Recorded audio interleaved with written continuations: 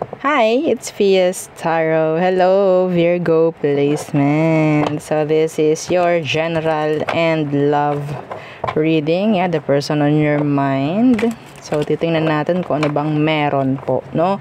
So again, before tayo mag-start, kung hindi ka pa nakakapag-subscribe, please do subscribe and hit the notification bell para lagi po tayo maging updated sa mga mangyayari pa lang. And again, kung meron pong tanong pagdating sa private reading, just message me sa akin pong FB page for more info. Ganun rin po pagdating sa ating mga charms. Okay? So yes, meron tayong mga protection from evil eye. Okay, so dito muna. Okay. So ito sila, unahin natin yan. Isa-isahin natin. So our 2-in-1 love and money bracelet. Okay. So pwede sa business, pwede sa partnership. Okay, meron siyang citrine stone po na madalas ginagamit ng mga business owners. Okay, hindi alam ng iba yon, pero yes, i-share ko sa inyo ang sikreto, o di ba? So citrine stone, nakakatulong po yan, no? Para tumaas, lumago, business mo, pamamera mo. Okay? May tulong rin yan pagdating po sa love. Okay? So, kaya inilagay ko rin dito sa ating love bracelet. Okay. So, next, kung lalaki ka, gusto mo nun, pwede mo siyang ilagay sa red pouch, by the way. Okay? And yung ating granter necklace. So, si granter po ang taga-grant. Okay? Nang medyo mga bigatin na mga minamanifest ninyo. Okay, yung medyo delicates na mga pinapamanifest. Anyway, so again, aside doon, weekly, pwedeng meron kayong makuha from granter at least twice per week na mga surprises. Okay, so this is unisex. Made to order po ang ating granter necklace. Okay, this is non-tarnish, hypoallergenic po. Okay, and yung ating, ito. Yung ating pangtanggal at pangtaboy ng alat or MALAS. So, yun po, ha? Okay, pwede sa'yo, pang sarili, kung sa tingin mo inaalat ka, sa bahay, pwede rin po yan, and sa business. Okay? Yes, pwede makatulong sa'yo. Ang mga combo dito, ito at ito. Yan, no? Yan ang combo. Yan lang, yung dalawang lang yan. Yes. Samahan nyo ng evil eye protection kung meron kayo. Okay yon. So, yan po yung combo natin. Kasi ito yung pangtanggal. Ito yung pang magnet. Okay? So, pwede rin naman si granter. Yeah. And, yung ating mga pang protection laban sa mga evil eye na ibinabato sa atin ng kung sino-sino. Okay, na hindi natin alam. Yan. Okay, so dalawang sample ng evil eye bracelet, isang adjustable, isang garterized. Yung ating ring is ganito. Okay, yung ating namang necklace is ganyan. So yung ring natin is adjustable po. Ha? Okay, so and again, yung mga yan is may energy, kailangan pong naki-cleanse.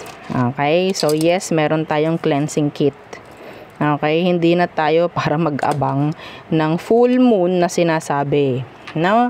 So, ang hirap nun, mag-abang ka ng full moon bago mo ma-recharge yung charm mo. No? So, ito. Okay, selenite crystal and our white sage. Okay, so sisindihan mo lang si white sage, itatabi mo yung crystal mo dito, I mean yung charm mo kay selenite. Okay, ganyan po siya, ha. Hindi lang talaga mabigyang justice dito sa camera, pero this is a raw selenite crystal. Okay, so itatabi mo lang siya sa mga charms mo like so. Yan, o diba, nakatabi lang siya, nandyan lang siya, overnight, yan, mga ganyan, marirecharge na po, okay, and syempre, sabayan po natin ang pag-i-smudge nitong ating white sage, pagpapausok, Okay, para maalis yung mga dapat maalis na na-absorb po ng mga charms. So, yes, 'di ba? Hindi na natin kailangan mag-abang ng full moon o bago pa natin ma-recharge yung ating mga charms and crystals, no? So, again, kung may tanong pa po, just message me. Okay? So, what's for you, Virgo? In general, anong meron ngayong September for you, Virgo? Kumusta ang mga Virgo placements? Okay, don't forget to like, share, and subscribe. Thank you. So, okay.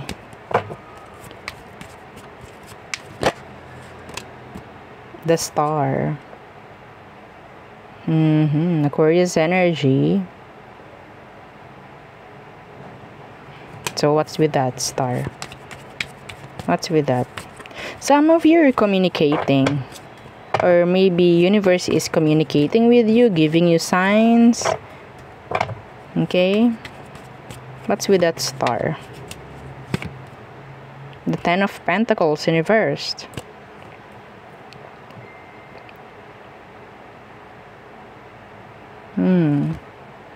The Magician, yeah. This is communication. Some of you, Virgo, the Four of Swords. Ito na. Some of you, Virgos, sinasabotahe yung energy mo. Frequency sa energy. Hindi mo man ito nakikita, pero sa frequency po, ito nasisira. Okay, so may chance, the evil eye, okay, may sinasalo kayong evil eye na ibinabato sa inyo, hindi nyo alam. Some of you, medyo, sabihin nating naapektuhan ng pamemera. Okay? Kung meron pong nararanas na parang pagbaba sa pera ngayon, pwede pong kayo ay nasasabotahe ng iba. Energetically, could be. Kasi hindi ko nakikita na pwedeng alam nyo. Wala lang kayong idea bakit kaya ganito, bakit kaya bumababa ang aking sales, customers, or what. Okay? Meron pong nakaka-apekto sa frequency nyo sa ngayon or this September. See? The Two of Wands. This is delays. Okay? So, I'm hearing and I'm seeing somebody's watching you. Virgo. Somebody is watching you. Yeah. Okay. May mga mata na nakamasid sa'yo, Virgo. So, what else? Virgo placements. So, protect your energy. Tama-tama to sa'yo. Pati yung ating mga evil eye protection. Ngayong September. Gamitin nyo kung meron kayo. So, what else? The Sun in reversed. What happened? Or what's happening? The Sun in reversed. So, medyo hindi magandang energy yan. No, why? That is drain. Yeah, the Ace of Pentacles. Ano nangyayari sa kaperahan ninyo, mga Virgo? Why? The Tower. Avoid na ma-scam, some of you. Okay? Huwag nyo basta-basta pagkakatiwala yung pera ninyo kung kani-kanino. The Sun in reversed. Yeah, the World in reversed. Some of you, may chance na pwedeng,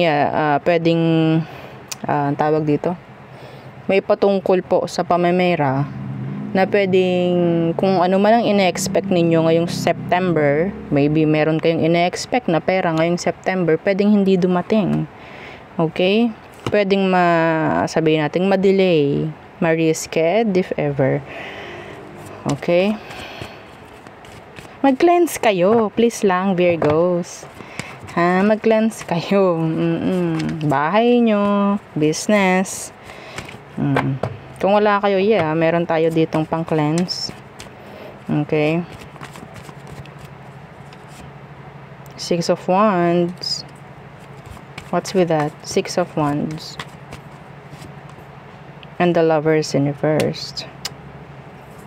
Meron ditong nagpapahabol na past person, mga Virgo. The devil.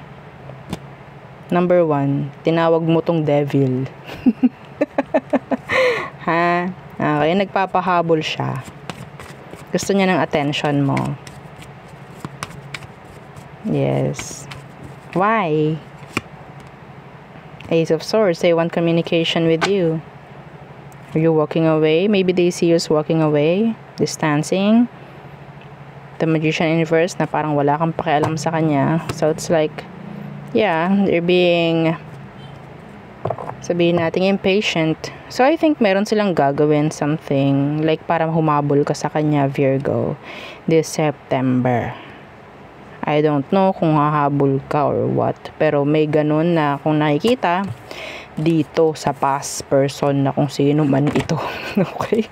So there. So next, tayo tumungo na po sa person, the person on your mind, Virgo.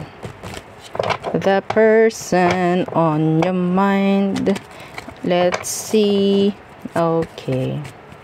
The person on Virgo's mind. Who are they? Who is this? Who is this? The person ng mga Virgo. The 8 of Pentacles.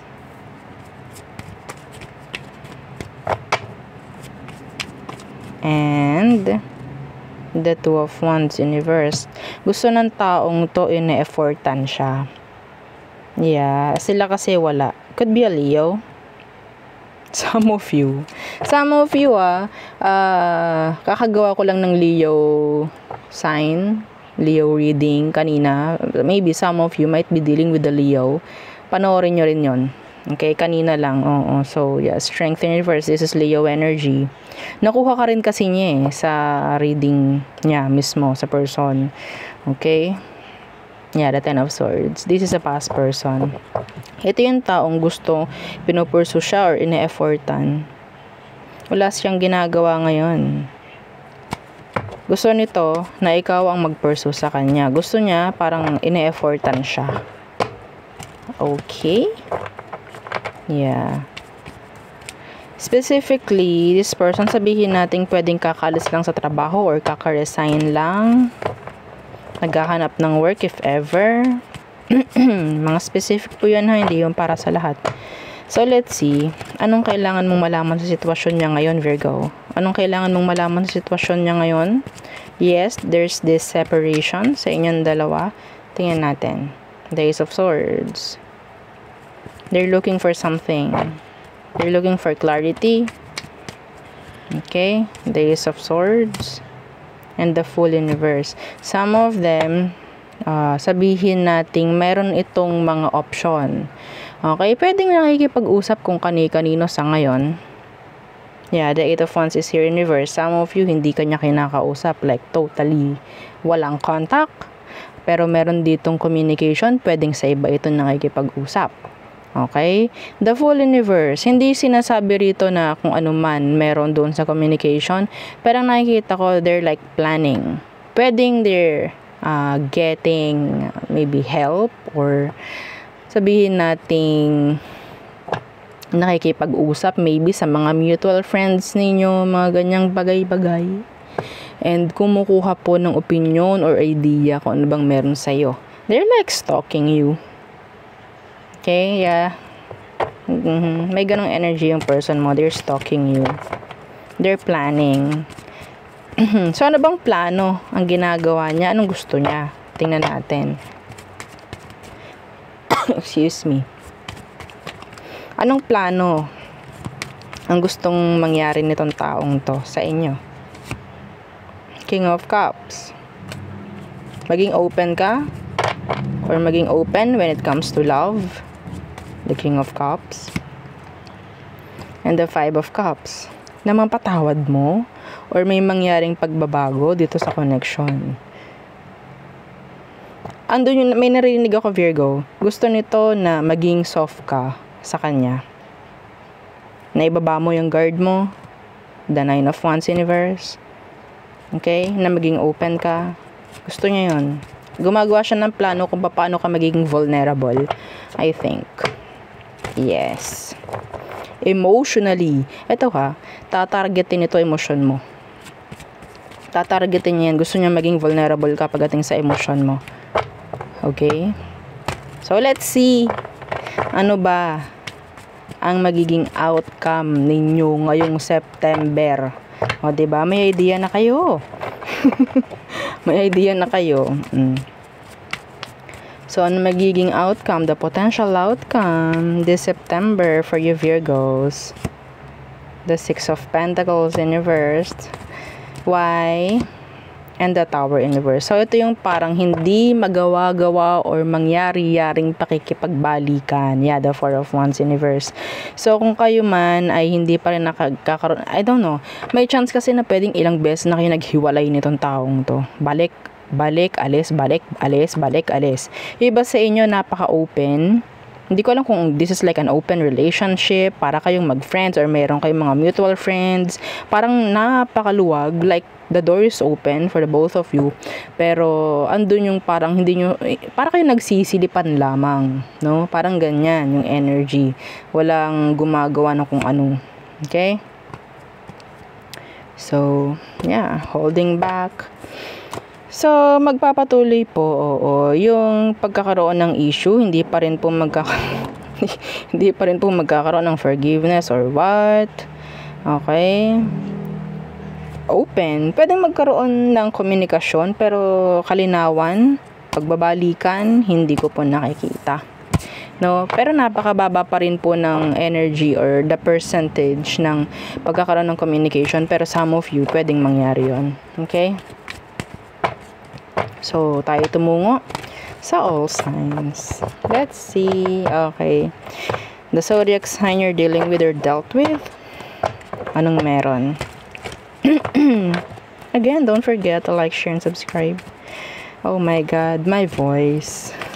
Nauubos na naman. Oo, kaya po minsan, ako ay talagang nagpapahinga. Oo, mantakin nyo araw-araw. Hindi naman ako ganito kadaldal talaga in person. Yes! So, anyway, so Aries, they want communication. Some of you, itong Aries na to, parang naghihintay ng reply. Parang ganon.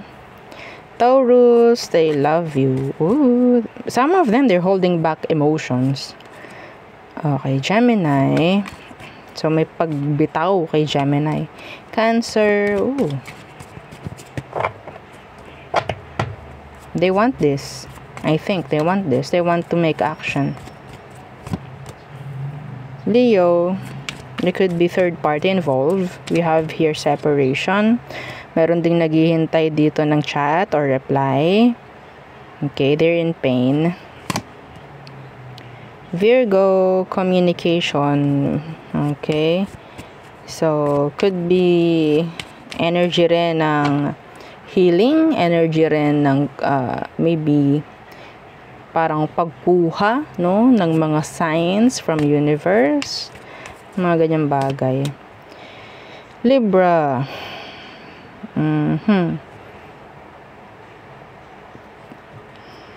So, I think there's this Libra na parang hindi open. Okay, may mga nakatago with the Libra. Scorpio. They're silent. Yeah, they're silent. Sagittarius. Uy, crush ka ni Sag. Andun yung energy na parang takot siya na mag-reach out. I don't know, or maybe shy. Capricorn, they're burdened. So, Aquarius.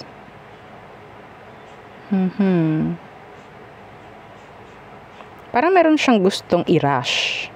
No? Itong si Aqua. I think they're in a hurry. May pagmamadali with this Aqua. So, Pisces. It's like karma. I'm hearing karma. I'm hearing tikman mo ang karma. Parang ganon. Matitikman mo ang karma. Parang ganon. I'm hearing revenge from a Pisces. Yeah, I'm hearing revenge. Anyway, so there, yun ang aking reading for you, Virgo placements. Again, please don't forget to like, share, and subscribe, and follow our FB page. Yan yung atin pong second YouTube channel na nasa description box below. Again, thank you. Goodbye.